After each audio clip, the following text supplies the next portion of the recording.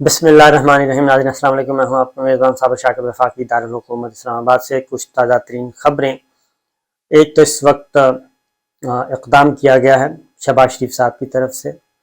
پہلے فیصلہ کیا گیا کہ آئی ایس آئی جو ہے وہ ویٹنگ ایجنسی ہوگی، اور جتنی بھی اپوائنٹمنٹس ہوں گی سول بیوروکریسی کی، اس میں آئی ایس آئی سے رپورٹ طلب کی جائے گی، اور آئی ایس آئی کی رپورٹ کے بعد ہی اپوائنٹمنٹس ہو سکیں گی اہم نوعیت کی۔ یہ چیز جب آئی تو پرویز رشید صاحب، مریم صفدر صاحبہ کے جتنے بھی لائک مائنڈڈ تھے، نواز شریف صاحب کے لائک مائنڈڈ تھے، ان سب نے اس کو تنقید کا نشانہ بنایا اور یہ کہا کہ جناب اس میں آئی ایس آئی کا کیا رول ہے، آئی ایس آئی کی ضرورت کیا ہے، ویٹنگ ایجنسی وہ کیوں ہے، یہ تو آئی بی کو ہونا چاہیے، اور اس میں آئی ایس آئی کا سول اپوائنٹمنٹس میں کوئی رول نہیں ہے۔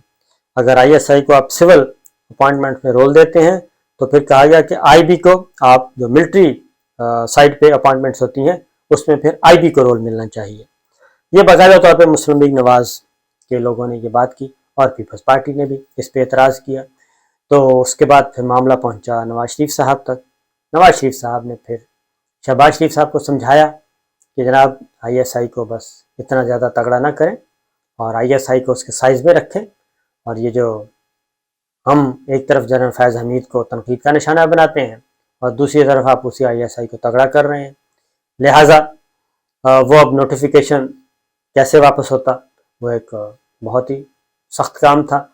اب انہوں نے یہ کیا کہ اب انٹیلیجنس بیورو کو بھی اب سپریم ایجنسی قرار دے دیا ہے، اور انٹیلیجنس بیورو جو ہے اب وہ سپریم ویٹنگ ایجنسی ہوگی، اور وہ یہ رول ادا کرے گی، اور ایون نہ صرف اندرون ملک بلکہ بیرون ملک بھی جو مخصوص اپوائنٹمنٹس ہیں ان کے لیے بھی انٹیلیجنس بیورو رپورٹ دے گی اور افسران کے بارے میں، اور تب اپوائنٹمنٹس ہوں گی۔ تو یہ ایک طرح سے آئی ایس آئی والا نوٹیفیکیشن تو واپس نہیں لیا جا سکا، لیکن اس کے بجائے انٹیلیجنس بیورو کو تگڑا کر دیا گیا ہے، اور انٹیلیجنس بیورو اب فائنل رول ادا کیا کرے گی۔ یہ چیز ہو گئی جی۔ اس کے بعد اب ذرا کچھ اور دو تین خبریں میں آپ کو سناتا ہوں، وہ ذرا سن لیں کہ ہو کیا رہا ہے۔ عمران خان صاحب کی زندگی بدستور خطرے میں ہے، اور مختلف پہلے تو صرف انٹیلیجنس اداروں کی رپورٹس تھیں، لیکن اب پھر یہ معاملہ زندہ ہو چکا ہے۔ فیاض الحسن چوہان صاحب نے یہ کہا ہے، جو کہ بالکل ان کے پی ٹی آئی کے انتہائی معتبر رہنما ہیں، اور ایم پی بھی رہ چکے ہیں، وزیر بھی رہ چکے ہیں۔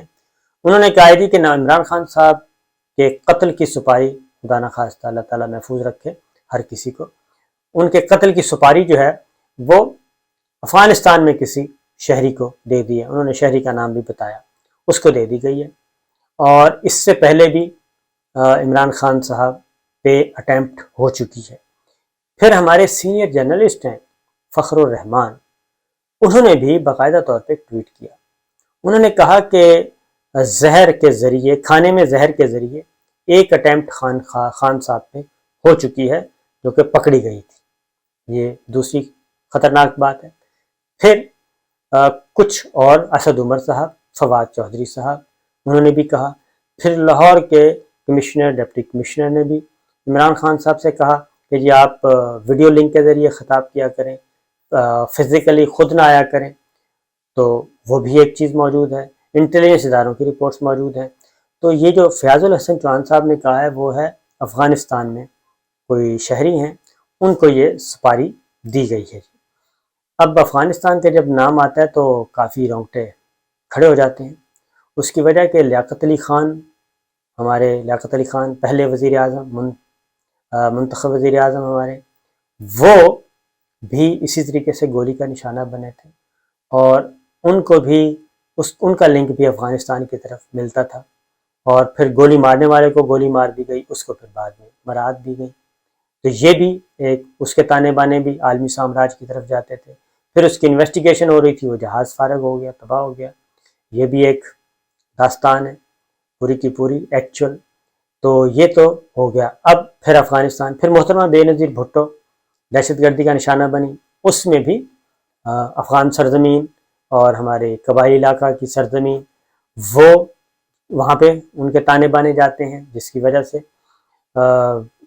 خاص طور پہ پاکستان پیپلز پارٹی اور بلاول بھٹو، بختیار بھٹو نے بڑی سخت ٹویٹ کی جب پتہ چلا کہ تحریک طالبان کے ساتھ شہباز حکومت جو ہے وہ امن معاہدہ کرنے جا رہی ہے اور عام معافی کا اعلان کرنے جا رہی ہے، تو اس پہ بختیار بھٹو نے اس حکومت کے خلاف، شہباز حکومت کے خلاف، جس میں بلاول صاحب بختیار کے بھائی جو وزیر خارجہ ہیں، اس پہ انہوں نے شدید تنقید کی۔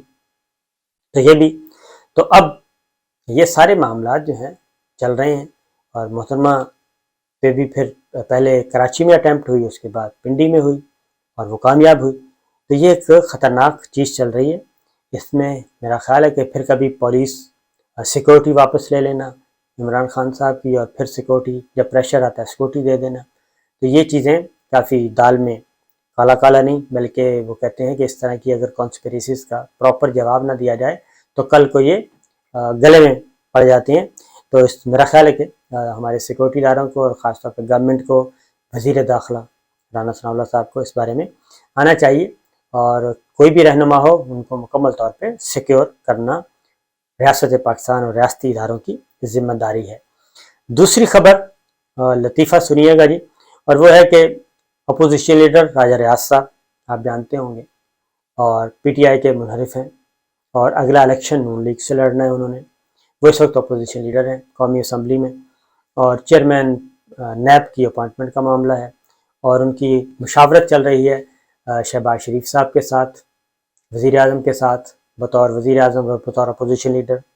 اب یہ جو راجہ ریاض صاحب کا گروپ ہے ادھر پنجاب میں، پی ٹی آئی کا منحرف لوٹا گروپ، وہ شہباز شریف اور حمزہ شہباز کے ساتھ ہے، یعنی اپوزیشن والی کوئی بات کوئی نہیں ہے، آپس میں سب ایک ہی ہیں۔ تو راجہ ریاض صاحب نے ٹیلی فون کیا شہباز شریف صاحب کو، چٹھی لکھی بلکہ، اور ان کو چیئرمین نیب کا جو نام تھا، انہوں نے کہا جی کہ اس پہ اتفاق نہیں ہو رہا تو نیا پینل بھیجا جائے، لہٰذا ابھی تک مقبول باقر صاحب پہ بھی اتفاق نہیں ہو سکا، تو اپوزیشن لیڈر راجہ ریاض صاحب ڈٹے ہوئے ہیں۔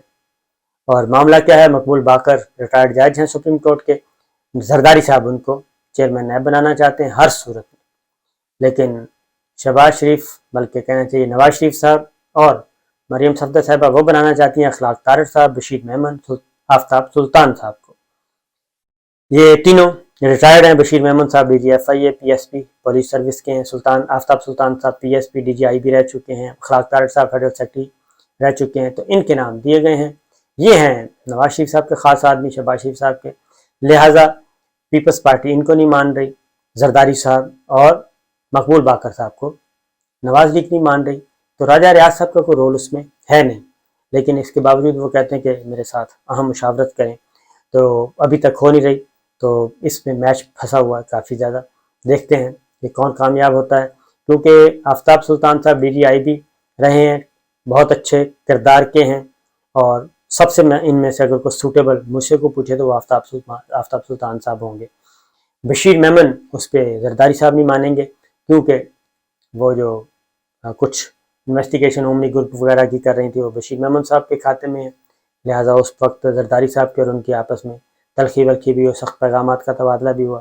اخلاق طارڑ صاحب خالصتاً مسلم لیگ نواز شریف فیملی کے ہیں، لہٰذا زرداری صاحب ان کو نہیں مانیں گے، تو یہ چیزیں ابھی چل رہی ہیں۔ تو یہ اصل میں زرداری صاحب اور نواز شریف صاحب، یعنی کہ بھٹو فیملی اور شریف فیملی کے درمیان چیئرمین نیب کی اپوائنٹمنٹ کا معاملہ ہے، راجہ ریاض صاحب کے درمیان نہیں ہے۔ اگلی جو خبر ہے جی، اور وہ ہے خاص طور پہ جو مہنگائی وہ مسلسل بڑھ رہی ہے، اور مسلسل بڑھ رہی ہے۔ بجلی 8 روپے فی یونٹ مزید مہنگی کرنے کی تیاری ہو رہی ہے، اور ہر ہفتے مہنگائی کی شرح 4% تک بڑھ رہی ہے، 3.38 سے 4% تک ہر ہفتے بڑھ رہی ہے، اور شدید ترین مہنگائی بڑھی ہے پچھلے 9 ہفتوں میں جب سے موجودہ گورنمنٹ آئی ہے یہ، اور الزام کس کو دیا جا رہا ہے؟ عمران خان صاحب کو، جبکہ ذمہ دار کون ہے؟ وہ یہ ہیں، کیونکہ مریم صفدر صاحبہ اور مریم اورنگزیب صاحبہ کہتی ہیں کہ یہ جو مہنگائی ہو رہی ہے اس پہ عمران خان صاحب کو معافی مانگنی چاہیے۔ تو آپ دیکھ لیں کہ بجلی کہاں پہنچ گئی، पेट्रोल, डीजल, गैस, हर तरह का वो कहाँ तक पहुँच चुका है, और वो पहुँचा है पिछले 8 से 10 हफ्तों के दौरान। एक और ख़बर लेते जाएं जी। एक तो डॉक्टर आमिर लियाकत साहब, वो अल्लाह को प्यारे हुए थे, उनका पोस्टमार्टम का कोर्ट ने ऑर्डर कर दिया है और उनके बारे में शुबा ज़ाहिर किया जा रहा है कि वो तबई मौत नहीं बल्कि उनके साथ कोई अननेचुरल सीन हुआ है, यानी कि कोई कत्ल की कोशिश की गई है। लिहाजा कोर्ट ने ऑर्डर कर दिया और उनकी फैमिली नहीं चाहती किसी भी किस्म की पोस्टमार्टम, पहले भी नहीं चाहती थी, अब भी नहीं चाहती, लेकिन अदालत ने एक शहरी की दरख्वास्त पे ये हुक्म सादर कर दिया है। इसी तरीके से जी इमरान खान साहब से एजाजुल हक साहब मिले हैं।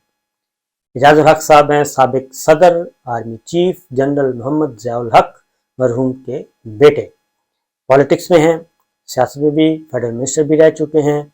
और एजाजुल हक साहब की जब से तहरीक अदम एतमाद का मामला हुआ है, जब से प्राइम मिनिस्टर इमरान खान साहब अपने ओहदे से हटे हैं, अब तक उनकी ये 6ठी मुलाकात है।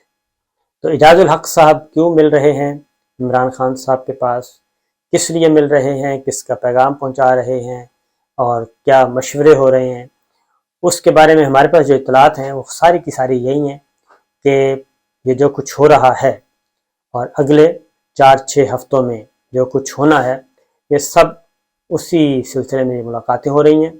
और कुछ क्वार्टर्स इमरान खान साहब से चाहते हैं बात करना, ख़ासतौर पे हमारी इस्टेब्लिशमेंट, लेकिन खान साहब इस वक्त कम अज़ कम नहीं मान रहे, वो इनसे तो बात नहीं कर रहे जनाब बाजवा साहब से और उनकी टीम के साथ किसी भी किस्म DGISI इनसे मुलाकात करना या उनसे बात करना वो मुनासिब नहीं समझ रहे। उन्होंने एक ही शर्त रखी हुई है और वो ये है कि पहले इंतखाबात अनाउंस किए जाएं, उसके बाद बैठ के बात होगी। मैं किसी भी ज़ुबानी जमा खर्च पे एतबार नहीं कर सकता, ट्रस्ट डेफिसिट पहले ही बहुत बढ़ चुका है, मज़ीद वो कहते हैं कि मेरा एतबार करने को दिल नहीं है, लिहाजा वो किसी भी किस्म की कोई बात पे एतबार करने के लिए तैयार नहीं। उनको सर्विसेज चीफ की तरफ से यानी कि आर्मी चीफ की तरफ से ये दावतनामा भिजवाया गया था रमज़ान मुबारक में भी कि आपको एक अफ्तार डिनर देते हैं जी, उसमें chairman joint chief of staff committee भी होंगे, सर्विसेज चीफ भी होंगे। तो बाज़ाब्ता तौर पे क्योंकि अदम एतमाद के नतीजे में अचानक वो फ़ारग हो गए थे, लेकिन इमरान खान साहब ने ऐसा नहीं किया, उनकी दावत कबूल नहीं की थी। और फिर ये भी आया था कि दोनों बड़ों के जो टेलीफोन हैं वो भी ब्लॉक कर दिए हैं और बराह रास्त ना वो मिलते हैं और अपने वज़रा को भी कहते हैं कि जनाब आप भी किसी किस्म की ना पैगाम को लेके जाएंगे और ना ही पैगाम मुझ तक लेके आएंगे। ये सारी बातें होंगी इलेक्शन के शेड्यूल आने के बाद। तो ये सिलसिला चल रहा है जी। कुछ खबरें थी मैंने कहा आपसे शेयर कर लो, इंशाल्लाह फिर हाज़िर होंगे। इजाज़त दीजिए, अल्लाह हाफ़िज़।